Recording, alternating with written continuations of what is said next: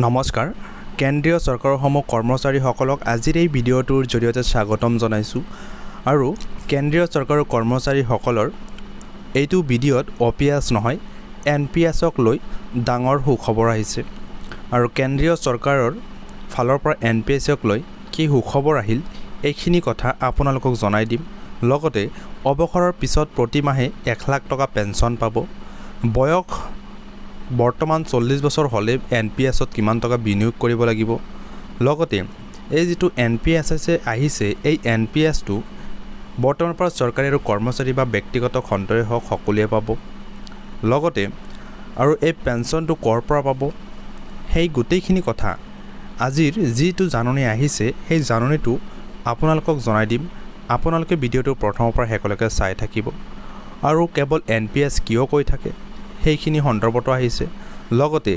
tier 1 একাউণ্টত কৰা বিনিয়োগ 60 বছৰলৈকে উলিয়াব নোৱাৰিব সেই কথালৈকেও ডাঙৰ এটা আপডেট আহিছে লগতে NPSত কৰ ৰেহাই পোৱা যায় সেই আয়কৰ ৰেহাইলৈ নতুন জাননী আহিছে লগতে 1 লাখ টকাৰ পেনশনৰ বাবে কিমান টকা বিনিয়োগ কৰিব লাগে এই সকলো ধৰণৰ কথা আপোনালোকক ভিডিঅ'টোৰ জৰিয়তে জনাই যাম আপোনালোকে ভিডিঅ'টো স্কিপ নকৰিব প্ৰথমৰ পৰা শেষলৈকে চাই থাকিব এনেকুৱা ধৰণৰ নতুন আপডেটসমূহ পাই থাকিবলৈ আপোনালোকে চেনেলটো সাবস্ক্ৰাইব কৰিব এতিয়া মই ভিডিঅ'টো ষ্টাৰ্ট কৰো কি জাননী আহিল যেটো NPS ক্যালকুলেটৰ অৱসৰৰ পিছত প্ৰতি মাহে 1 লাখ টকা পাব পেনশন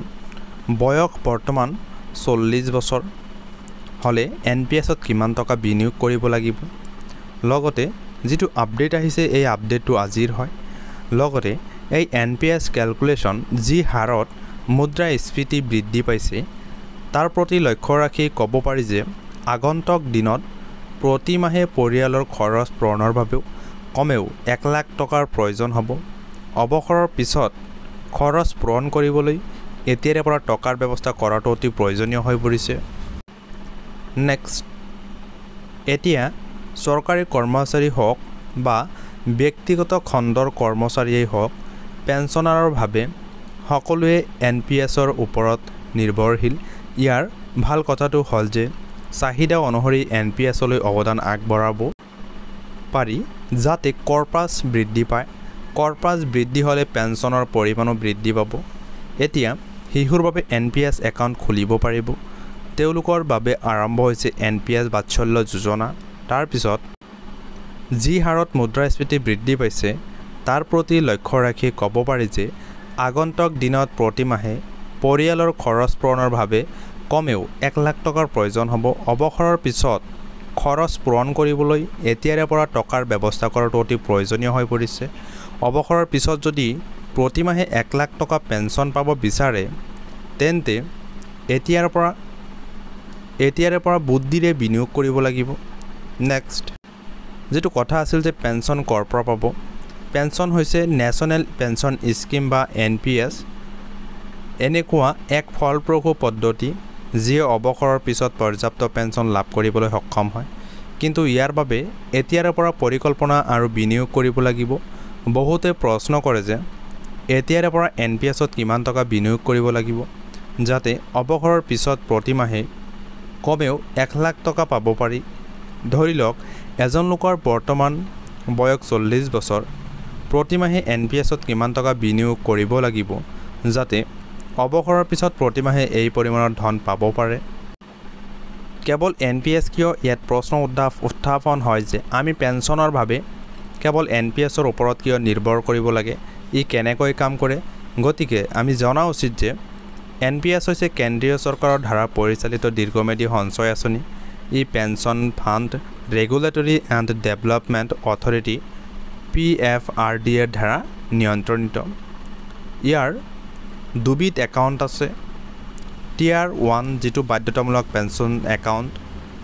আৰু টিয়াৰ 2 যেটো স্বেচ্ছামূলক সঞ্চয় একাউণ্ট টিয়াৰ 1 একাউণ্টত বিনিয়োগ কৰা 60 বছৰ বয়সলৈকে উলিয়াব নোৱাৰিব বিনিয়োজিত ধনৰাশি ইকুইটি শ্বেয়াৰ কৰ্পোৰেট বণ্ড আৰু চৰকাৰী সিকিউৰিটিত ভাগ কৰা হয় ভাল কথাটো হল ইয়াত বিনিয়োগকাৰীয়ে নিজৰ পছন্দ অনুসৰি সম্পত্তি আবণ্টন কৰিব পাৰে লগতে তেওঁলোকে পুঁজিত সক্ৰিয় বা স্বয়ংক্ৰিয় ধৰণৰ বিকল্প বাছি ল'ব পাৰে নেক্সট আয়কৰ ৰেহাই NPS-ত কৰ ৰেহাই পোৱা যায় আয়কৰ যেটো ৰেহাই আছে হেতু NPS-ত কৰ ৰেহাই পোৱা যায় আয়কৰ আইনৰ ধাৰা 80 CCD 1 অধীনত 1.5 লাখ টকা পৰ্যন্ত বিনিয়োগ কৰি কৰ ৰেহাই পাব পাৰি এই ৰেহাই 80C সীমাৰ ভিতৰত অন্তৰ্ভুক্ত লগতে NPS-ত বিনিয়োগ কৰিলে ধাৰা 80 CCD 1B অধীনত 50 মানে 50,000 টকা অতিৰিক্ত ৰেহাই পোৱা যায় এইদৰে NPS-ত বিনিয়োগ কৰিলে মুঠ 2 লাখ টকা পৰ্যন্ত কৰ ৰেহাই পাব পাৰি নেক্সট পইণ্টত লিখা আছে 1 লাখ টকাৰ পেঞ্চনৰ ভাৱে কিমান টকা বিনিয়োগ কৰিব লাগে এতিয়া প্ৰশ্ন উত্থাপন হৈছে যে এজন 40 বছৰীয়া ব্যক্তিয়ে কিমান টকা বিনিয়োগ কৰিব লাগে যাতে 60 বছৰ সম্পূৰ্ণ কৰাৰ পিছত প্ৰতি মাহে 1 লাখ টকাৰ পেঞ্চন পোৱা যায় যদি কোনো ব্যক্তিয়ে 40 বছৰ বয়সৰ পৰা NPS-ত বিনিয়োগ কৰিবলৈ আৰম্ভ কৰে আৰু 60 বছৰ বয়সলৈকে অৰ্থাৎ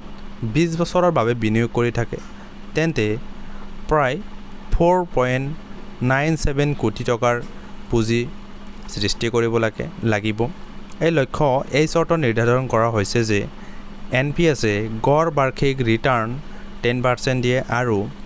অৱসৰৰ পিছত বাৰ্ষিক বৃত্তিৰ ওপৰত ৰিটাৰ্ণ প্ৰায় 6% ধৰক প্ৰতি মাহে NPS-ত 65,065 টকা বিনিয়োগ কৰা হৈছে আৰু আগন্তুক 20 বছৰলৈকে গড়ে 10% ৰিটাৰ্ণ পোৱা যায় তেতিয়া মুঠ মেচিউৰিটিৰ পৰিমাণ হ'ব প্ৰায় 4.97 কোটি টকা অৰ্থাৎ 20 বছৰৰ বাবে প্ৰতি মাহে 65,065 টকা বিনিয়োগ কৰিব লাগিব আৰু কিমান পৰিমাণৰ পেঞ্চন গণনা কৰা হ'ব NPS-ৰ নিয়ম অনুসৰি অৱসৰৰ পিছত মুঠ ধনৰ 60% পৰ্যন্ত কৰমুক্ত উলিয়াব পাৰিব অৰ্থাৎ 4.97 কোটি টকাৰ ভিতৰত 2.98 কোটি টকা পোনপটীয়াকৈ একাউণ্টলৈ ট্ৰেন্সফাৰ কৰিব পাৰিব বাকি 40% 1.99 কোটি টকা এটা এনুইটি কিনিবলৈ ব্যৱহাৰ কৰিব লাগিব যদি এই ধনৰ ওপৰত 6% বাৰ্ষিক ৰিটাৰ্ণ পোৱা যায় তেন্তে প্ৰতি মাহে 1 লাখ টকাৰ পেঞ্চন লাভ কৰিব পৰা যাব মন কৰিবলগীয়া যে এই গণনা আনুমানিক অৱসৰৰ পিছত প্ৰকৃত পেঞ্চন পৰিমাণ বিনিয়োগ কৰা ধনৰাশিৰ ৰিটাৰ্ণৰ হাৰ আৰু বাছি লোৱা বাৰ্ষিকী পৰিকল্পনাৰ ওপৰত নিৰ্ভৰ কৰিব NPS মেচিউৰিটিত কিমান টকা পোৱা যাব NPS-ৰ নিয়ম অনুসৰি যদি মুঠ পুঁজি 5 লাখ টকাৰ কম হয় তেন্তে সমগ্ৰ ধন কৰমুক্তভাৱে উলিয়াব পাৰিব যদি পুঁজি 5 লাখতকৈ অধিক হয় তেন্তে 60% ধন